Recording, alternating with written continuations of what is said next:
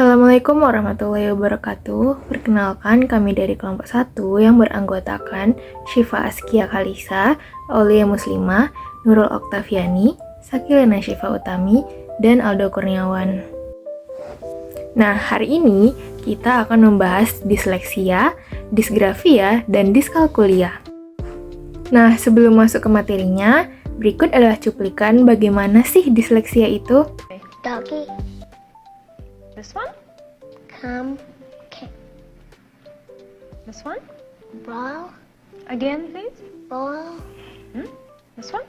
better, me, dog, Dog. cat, This one? tray, Again?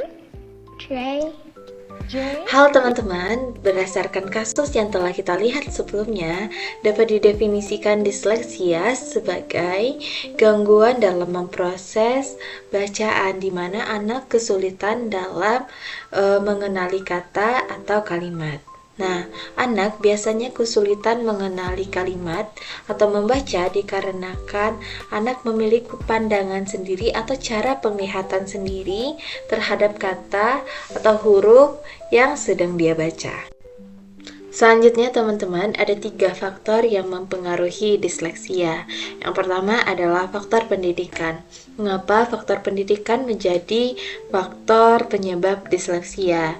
Nah, ini disebabkan karena adanya metode pengajaran Woolworth yang dimana anak diajarkan untuk mengenal huruf sebagai satu kesatuan dibandingkan anak dikenalkan dengan huruf sebagai satu bentuk bunyi dari suatu kata. Baik teman-teman, selanjutnya yang faktor kedua adalah faktor psikologis. Nah, menurut beberapa riset menyatakan bahwa disleksia disebabkan karena ketidakkonsistenan orang tua, kurangnya komunikasi orang tua dengan guru, seringnya berpindah sekolah anak. Nah, hal ini mungkin dapat menyebabkan stres. Tentunya, stres dapat menjadi faktor dalam proses pembelajaran. Nah, teman-teman, yang ketiga adalah faktor biologis.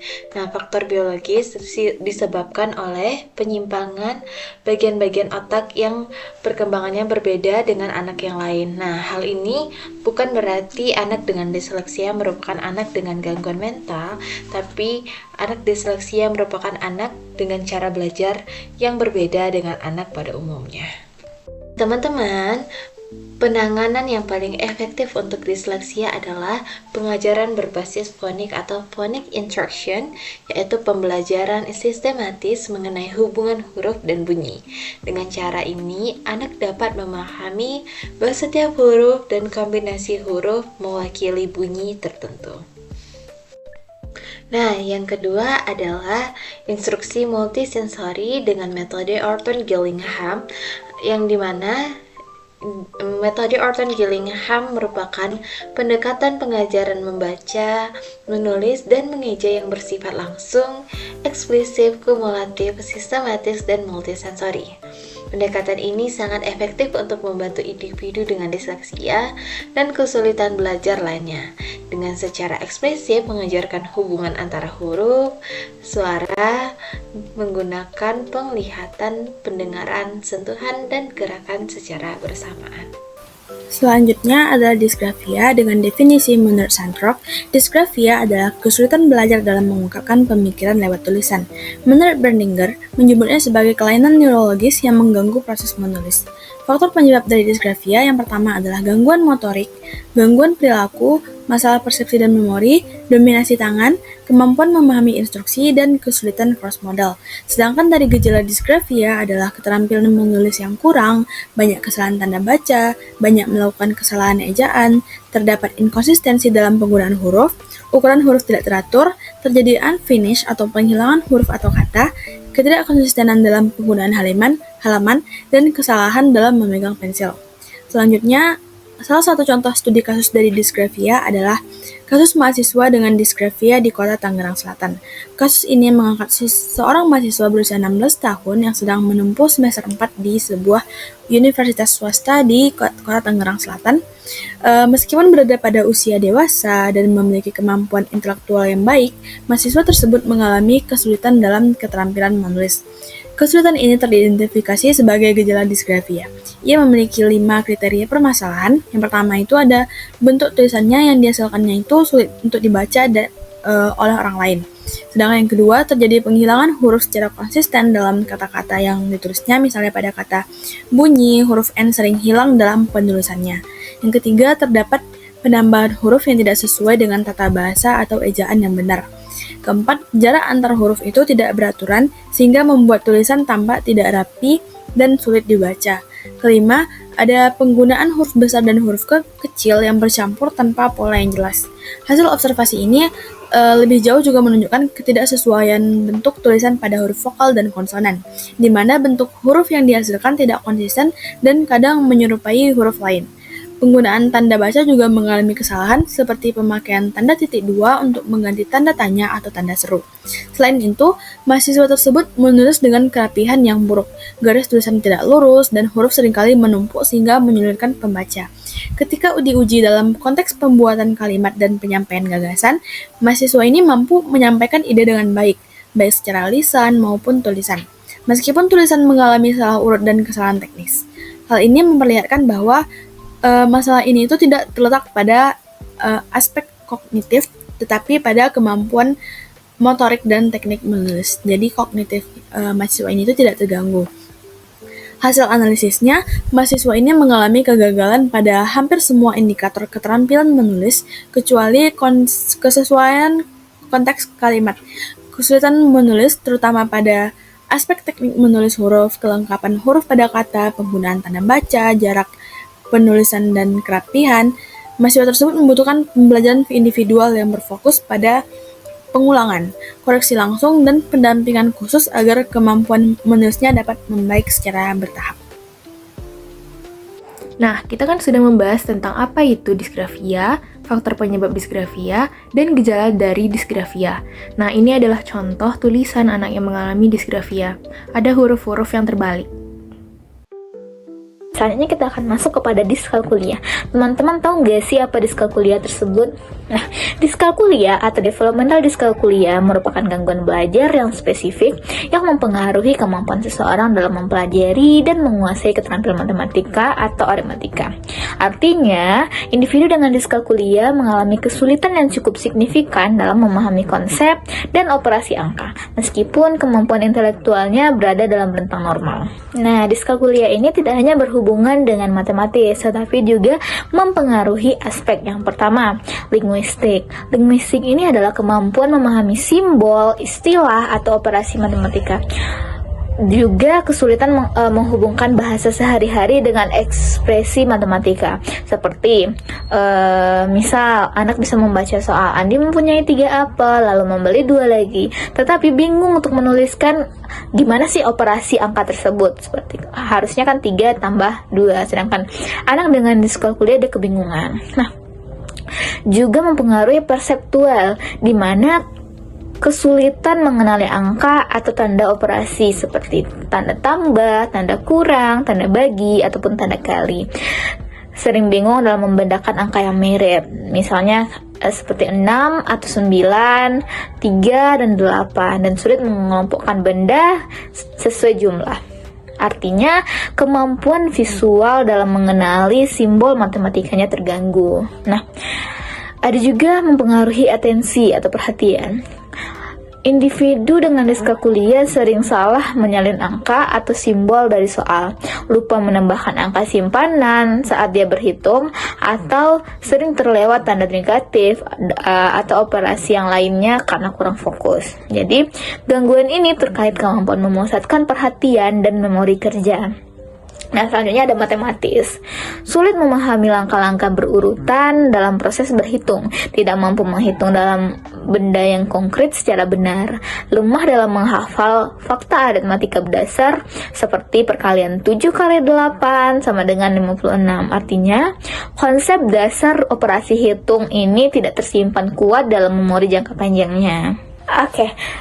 Menurut DSM-4, ada beberapa gejala klinis utama dalam yang dapat diamati pada individu dengan diskalkulia. Yang pertama, kesulitan memahami konsep angka dasar seperti lebih banyak atau lebih sedikit, atau tanda lebih, tanda besar, tanda kecil. Nah, kedua, lambat dan salah dalam operasi matematika dasar seperti perkalian, pengurangan, pembagian, ataupun penjumlahan. Nah, selanjutnya ketidakmampuan mengingat fakta matematika sederhana meskipun sudah diajarkan berulang. Sering salah membaca angka atau tanda operasi. Kesulitan memecahkan soal cerita matematika, membutuhkan waktu lebih lama dari teman sebayanya dalam menyelesaikan soal. Kesalahan yang konsisten meski sudah diberikan instruksi atau latihan sebelumnya. Lalu apa saja sih intervensi yang bisa dilakukan untuk individu dengan diskalkulia? Nah, beberapa intervensi yang bisa dilakukan sesuai dengan kebutuhan individu tersebut. Nah, pertama bisa dengan augmented reality, di mana ini adalah inovasi teknologi, di mana inovasi ini digunakan untuk pembelajaran matematika, khususnya perkalian, menampilkan animasi 3 dimensi, suara, dan visual interaktif, membuat proses belajar lebih menarik dan menyenangkan. Nah, juga bisa dengan media konkret, contohnya STEM game, di mana membantu memahami penjumlahan dan pengurangan dengan ubin bernomor. Nah, membuat konsep abstrak menjadi lebih nyata dan lebih mudah dipahami. Bisa menggunakan media lain berupa puzzle, sempoa, papan bilangan, atau tutor sebaya. Nah, ini dapat meningkatkan kemampuan berhitung dan interaksi sosial anak juga. Selanjutnya bisa model psikoedukasi, di mana menekankan kekuatan dan minat anak, membuat anak merasa termotivasi dan tidak takut terhadap matematika. Selanjutnya ada model behavioral, di mana fokus pada pembentukan perilaku, belajar bertahap, menggunakan penguatan atau reinforcement, penguatan positif atau reinforcement, dan latihan berulang. Dan juga ada model medis atau dan neuropsikologi, di mana fokus pada aspek biologis dan defisit pemrosesan informasi, dan juga dapat berupa pelatihan, memori kerja, perhatian, dan terapi neuropsikologis.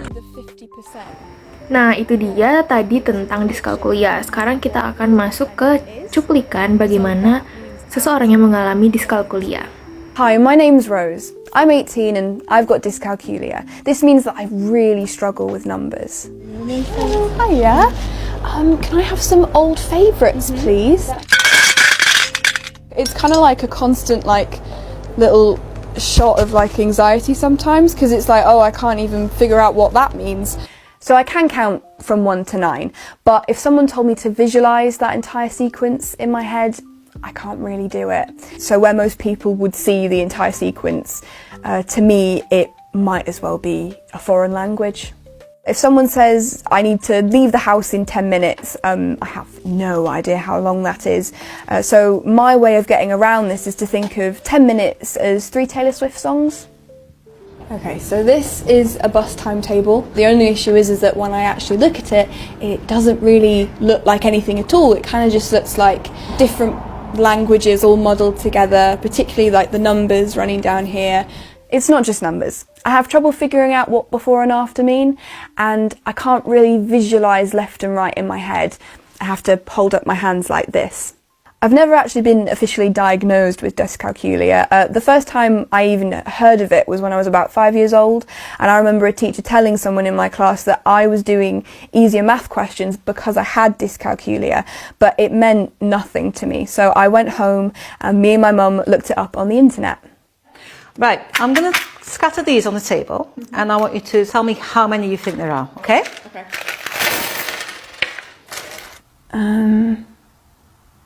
60. Lovely. 5% of the population is dyscalculic, 3,250,000. Where do these people get diagnosed? Oh, that's another question. So how many dyscalculia assessors are there, and do we need more? There's just not enough. That's the short answer. We need a lot more. How important is a diagnosis for somebody with dyscalculia? If you have that diagnosis, it comes with lots of recommendations that you can then take to school or to your workplace and hopefully get some adaptations. Hi, it's lovely to meet you. Hey, I'm Josie. Nice to meet you too. I'm 18. Is there any advice that you'd like to give me as someone with dyscalculia, transitioning into that sort of next period in life? Most people have no idea what they're doing. Not just people with dyscalculia, most people in general just own it. It's part of who you are, and I think you should make as much peace with it as possible and totally own it. Yeah. Become friends with it if you can. Yeah, lovely. I like that. Become friends with it. That's a nice way to put it. Nah, teman-teman, itulah 3 gangguan kesulitan belajar yang sudah kita bahas tadi. Gimana sekarang teman-teman udah paham belum?